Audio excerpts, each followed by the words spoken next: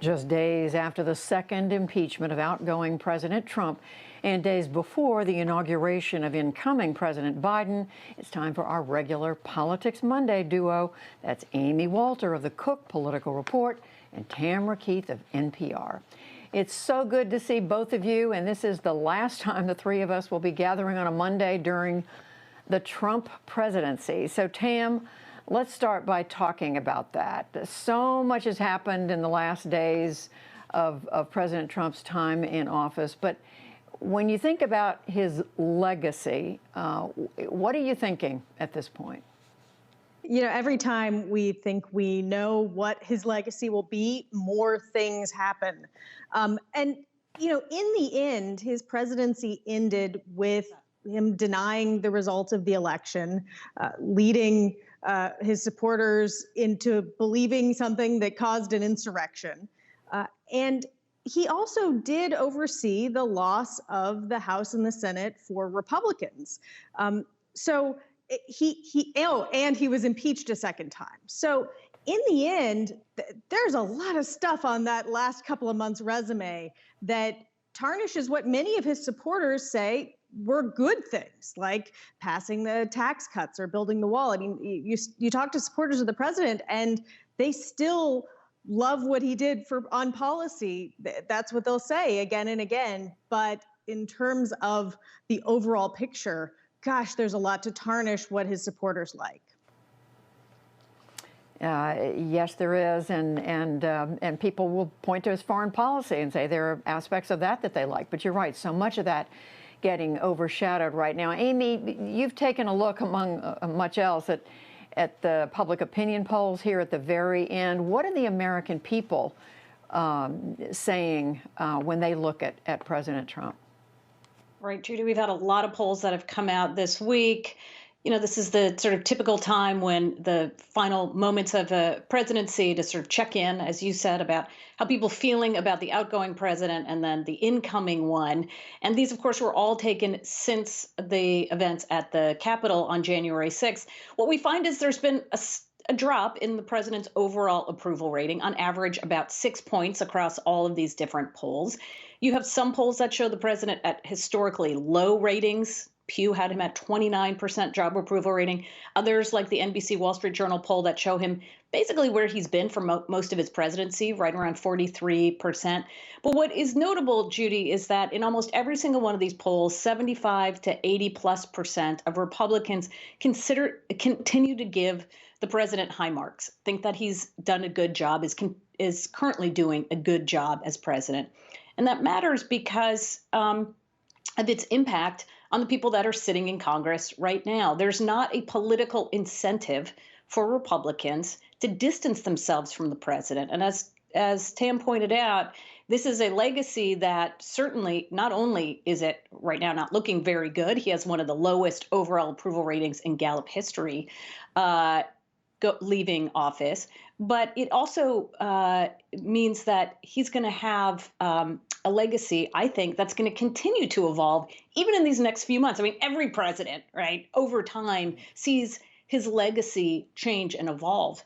But in this case, just in the next few months, as we have these impeachment hearings, as we have hearings run by a Democratic-controlled Congress, opinions of this president could look very different at the end of the year, even than they do right now. And as we see how his loyal followers are prepared to work or not with President Biden. And Tam, you've done a lot of reporting on what we should expect from Joe Biden, the president-elect, once he takes office. What are you hearing about? What should we expect in the way of messages from him, both in his inaugural speech and in what he does in the first few days in office? Right. As Yamiche was saying, unity is expected to be a theme. Of course, that is something that Biden ran on, the idea of restoring the soul of America and unifying the country. It's a tall order. I spent a lot of time talking to historians and one former speechwriter over the past few days. And this is a unique moment, uniquely challenging. And none of them thought that a single speech could really change much. But in terms of precedent, I mean, FDR had the Great Depression, but he didn't also have a pandemic. Though they say that there is a model there in sort of leveling with the American people.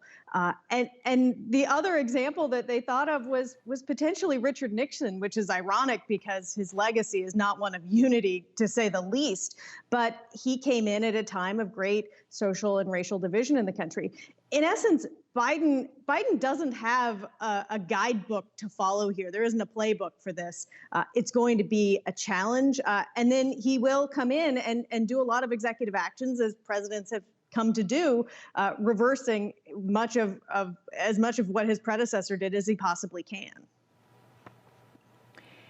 And Amy, I mean, all we can think about at this point are the challenges facing Joe Biden. Is it pretty much an uphill situation that he's facing as he steps into the White House? Is it all uphill? He gets up every morning and thinks about, you know, the tough moves he has to make, the tough decisions he has to make. I want to ask you that, but I also am curious, how receptive do you think the American people are? How open are they to see what he does?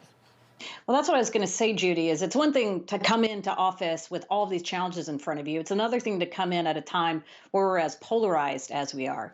You know, you look back even not that far, back to 2009, when Barack Obama was coming into office with the financial crisis, but he had a really deep well of goodwill, overwhelmingly positive, favorable ratings. Right now, it looks, at least in the most recent polling, that while people feel generally good about Biden, it's not off the charts good. It's fine, right? And as I said, Republicans overwhelmingly not only supportive of the president, the current president, but not feeling very good about the incoming one. But the most important thing, Judy, I think, and it is how important it will be for Joe Biden to preach unity, is, of course, coming through in his speech. But it will be effective if he is able to make government effective. Making this vaccine rollout work is going to do more, I think, to unify the country, or at least to minimize our partisanship and our polarization, than any speech could ever do. Because part of the challenge we're in right now as a country is the loss of faith in our institutions, government being one of them. Government failing to do the things it should be able to do is what has gotten people to lose faith and to believe in many of the conspiracy theories out there. So I think that would go a long way, not just in helping the country, but also in helping the opinions that Americans have about their institutions. We will see. We'll be talking about it next Monday and for Mondays beyond, but this is the last time we'll see you both during the Trump administration. Thank you both. Amy Walter, Tamara Keith, thank you.